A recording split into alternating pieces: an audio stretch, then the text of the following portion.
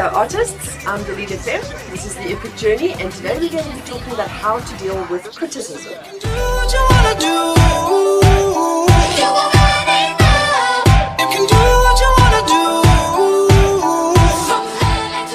Criticism is one of those things that is incredibly difficult to deal with because it hits us where it sort of hurts most. So there's a couple of things about learning to deal with criticism that I'd like to talk to you about tonight. What I'll say before that though is that criticism is not as big a deal as you might think. I think the reason for that is because there's not a lot of people that will say outright that they don't like your work. Most people will possibly keep their negative feelings to themselves because people are intrinsically nice and they don't want to hurt your feelings. So when you do get negative criticism, it's probably a good idea to prick your ears up and listen to it. I actually sometimes find it quite difficult to assess because somebody will look at my work and tell me how wonderful they think it is, and I feel like I maybe need to take it with a pinch of salt because, like I say, people are so intrinsically nice they don't want to say something negative about your work. I've had experiences where people have, not knowing that the work is mine, they'll go, "That's nice," and then when they find out that it's mine, then suddenly, "Oh, that's wonderful." Then you kind of think, well, before it was just nice, now it's wonderful because you know it's me. People want to say nice things about your artwork, and that doesn't mean that they're not genuine. Of course they're genuine. They really do believe that it's lovely, so they'll tell you that it's lovely. But what they won't necessarily do is tell you what they think is probably wrong with it, in their opinion. So they might, you know, in talking to somebody else, they might say, "Oh gosh, what a lovely piece of artwork, but," and there's a but at the end of the sentence. You don't get to necessarily hear the but. So, you know, I encourage people to put their artwork up on Facebook, etc., to put themselves out there. But a lot of people don't because they're frightened of the judgment. They fear what people are going to say about them. And I think if we really break it down, it's not so much what people are going to say about them so much as what they might think about them, because people won't necessarily say it. They might think it, but they won't necessarily say it. So the fear of that is a little bit daunting and will stop people possibly from putting their artwork out there, to stop artists from putting their artwork out to be seen. It's also important as an artist to know how to receive the criticism that you do get, because criticism can cripple you. It can make you feel that you don't want to put your work out there anymore. Now, I did touch on this very briefly in yesterday's video in day 105. I was talking about other things, and I stated that you must be able to receive constructive criticism with an open heart. So we're going to talk about how that is possible. Now, I'll tell you a little bit of a story. Some years ago, I used to do quite a lot of market exhibition. So I would lug all my work to a marketplace and hang it all up, and it would stand, you know, there for a couple of hours. And I did a lot of sales and I did a lot of commissions from it, and it was quite successful. But I also got to hear a lot of comments from strangers. Now look, 90% of the comments were, like I've just said, it's so wonderful, because intrinsically people don't want to be unkind. But I also used to put myself in a position where I could hear what people were saying without knowing that I was the artist. I tended to sort of stand to the side or around the corner and not make it look that I was obviously the artist. I made it sort of almost look as if I was part of the crowd. And then people would stand and talk amongst themselves and say things to one another that they would not necessarily have said in front of me. And of course my ears would be flapping. And I really learned a lot in those days about how to take criticism. I will say that I didn't get a lot of negative criticism.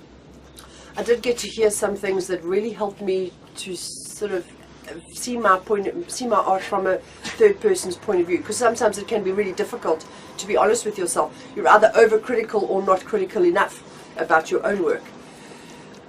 And I've got a drawing here that I want to show you. This drawing kind of changed my life. Now this is a drawing of Elizabeth Taylor. I did this drawing for the street markets, or for the art market. I did it almost as a sort of advert, if you want to call it that. I would have that hanging up, and then I would have a little sticker on it saying what it would cost if you wanted to have a portrait drawn of your child or your grandmother or whatever. And I got a lot of portrait drawing commissions from that, and you know, started to make a little bit of money out of it. But a lot of people would come in and say, that's Elizabeth Taylor. And yes. And you could almost see the cogs sort of ticking in their heads.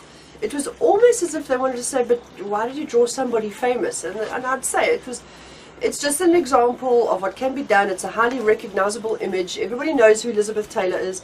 So it was a pretty good way of putting out an advert of my capabilities, so to speak. But the one day, the drawing was hanging, and a stranger walked around, made a couple of comments on some of the artworks, took a look at Elizabeth Taylor and said, beautiful. She was such a beautiful woman. It's a beautiful drawing, etc., etc. But you've made her look so old. And really? Well, I don't quite know how old she was in the drawing, but she certainly wasn't old. And it's a very well-known image that I used. Have I made her look old? So, of course, I take it with a pinch of salt, but it kept sort of ticking over in my mind. I've made her look old. I don't think she looks old. Have I made her look old? And slowly but surely, while it was ticking over in my mind, I figured out that what I had done is I had used a paper that had too great a grain. So the tooth of the paper was too coarse. So the skin was not as smooth. And she was known for her alabaster complexion, and I had not portrayed that in the drawing simply because my paper was too coarse. And I think possibly, I never analyzed the situation, I never had the conversation with this particular person, but I think maybe that's probably what gave this person the impression that this particular drawing made her look too old, because her skin was nowhere near as smooth as what it should have been had I used a finer tooth paper. So that's an example of how a piece of relatively negative criticism was able to teach me something. And that is how you've got to view your negative criticism. Not as a personal affront to your abilities as an artist, but as a spotlight that one would shine on the areas that one does not necessarily see otherwise. You've got to be able to hear the negative criticism, not allow it to crush you, and understand where it's coming from so that you can fix that particular problem if you feel as an artist that it needs to be fixed. So that's the first thing. You will also hear a lot of people that say, gosh, I don't really normally like this work, but yours is lovely. And along similar lines, you might have somebody say to you, like I did also at the art market, really, really lovely work, but it's not for me. And this lady walked around, had a good look at everything, and then looked at me and said, gosh, it's lovely work, but it's not for me. And I was like, okay, thank you for that sort of thing. One has to understand that not everybody's going to like your artwork purely because that is not in their taste. Every viewer has got a different taste of the kinds of artwork that impresses them or makes them feel like they might want to hang that piece on their wall. So everybody's different, every viewer is different, and every artist is different. So you might well have a lot of people looking at your artwork. They're able to appreciate the work that's gone into it, but they will also reserve the right to not like it, not because it's not a good piece of artwork, but because it just doesn't fit in with their preferences. So that's the kind of criticism that one has to relatively ignore. You're not going to win that person around, and it's not the kind of criticism that you should take on in an effort to change your artwork, because that's just one person's opinion. And it doesn't matter how you change your artwork, you will then have other people that will have a similar opinion.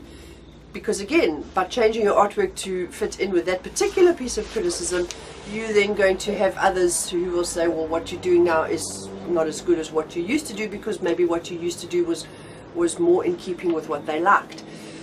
So in terms of what kind of artwork you want to produce, that is purely an artistic decision that you make. When it comes to criticism about the type of artwork that you're producing, I would encourage you not to take those on board. A fellow artist, a fellow exhibiting artist at the art market used to sort of say, when people gave her that kind of criticism, she would say, thank you for that. And I thought that was a good way of doing it, because basically what she was saying is, I respect your opinion, but it's not my opinion. We're all entitled to our own opinion, and it's just that, it's just an opinion. Sorry folks, if you're hearing a lot of scratchy noises, I've got 5 dogs around me here, and they're all scratching and playing with each other. Benji, enough. The kind of criticism that we really want to talk to you about tonight is the criticism of people that can be unkind. Now, you need to understand that not everything that you produce is going to be loved by everyone. and those that don't love it, you've really just got to ignore.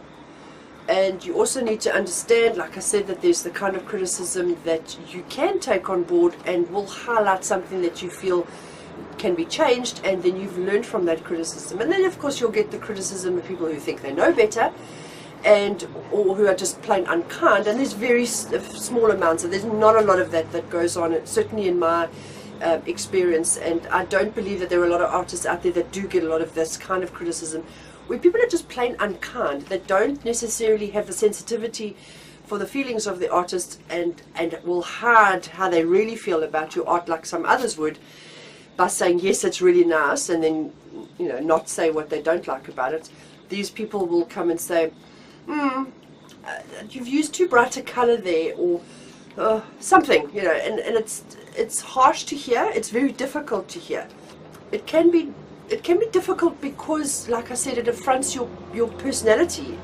It's something that you've poured your heart and soul into, and this person is saying something about it that you can get quite offended about. The secret, folks, is not to get offended about it. You, as the artist, have got every right to do whatever it is that you choose to do, and you don't have to please everybody. And those people who are being unkind, there's two kinds of people that I find that can be unkind. Sometimes it's other artists who look at your work, and it might, in some sort of internal level, shed a light onto the fact that their artwork is not as good as yours, and they don't really want to admit that out loud, so they'll be a little bit abrasive about it. There's not a lot of that happens either. Most artists are very helpful and complimentary of one another's art.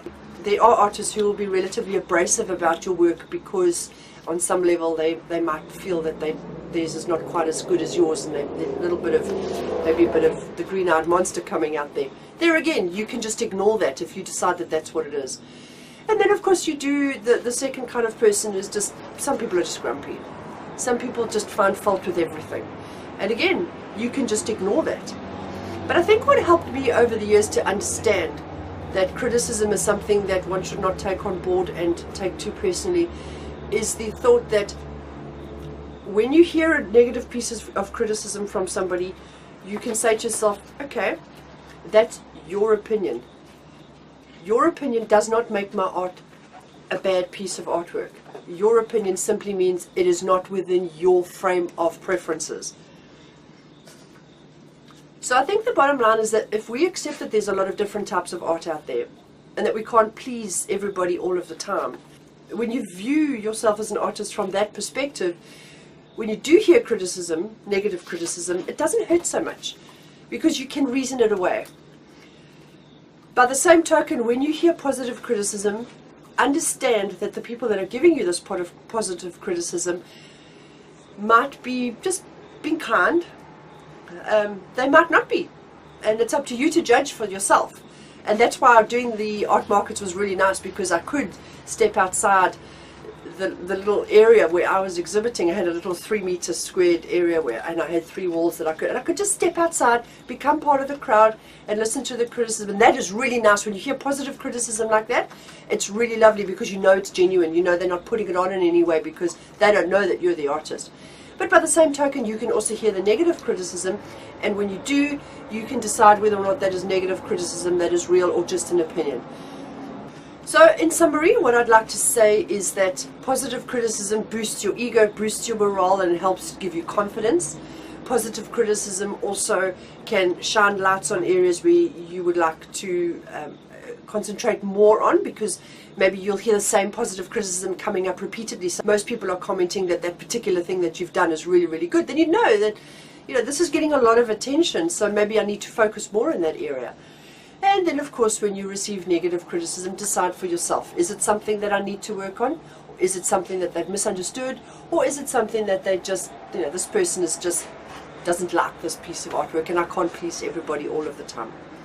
Negative criticism is your friend as much as what positive criticism is your friend. And please understand that you don't need to take it personally. You don't need to allow it to make you feel that you are not good enough as an artist. Negative criticism also comes from a place of miseducation. A lot of people will feel, especially non-artists, will feel that a particular type of artwork is what showcases talent, and yours is not necessarily that. So therefore, you don't fit into what they believe is real talent, and that is particularly true for something like photorealism. People, especially non-artists, tend to look at photorealism and go, the more photographically accurate it is, the more talent is involved, and that is so not true. And as an artist, you need to understand that there are people that are going to look at your artwork because that is how they're educated, and your artwork is probably, in this particular case, more advanced than what their level of education is able to conceive of, and therefore they view it slightly negatively. And there again, that is not something that you need to take on board and allow to affect you. So in a nutshell, positive criticism is really good because it helps you to understand areas where you're going right.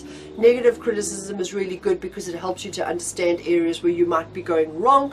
And negative criticism from the majority of people, you can literally sweep under the carpet because it honestly is inaccurate.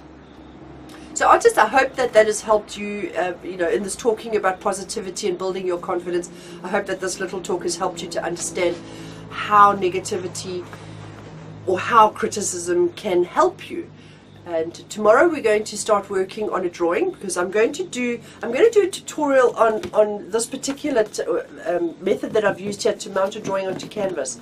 So we're going to start doing a drawing, and then once that drawing is complete, we're going to put it onto a canvas, and I'll show you how I did this and how we can turn a heavy-weighted framed drawing into a light-weighted canvas drawing. So that will be our next tutorial. So join me tomorrow in day 107. I know my days now. I figured it out. Yesterday I wasn't too sure of where I was in terms of the days, but we're on day 106 today, so tomorrow on day 107 we'll do a drawing. Please will you like and share and do all the internet things, and I'll see you tomorrow in day 107. And keep your positivity going, folks. Bye. That's what you want to do.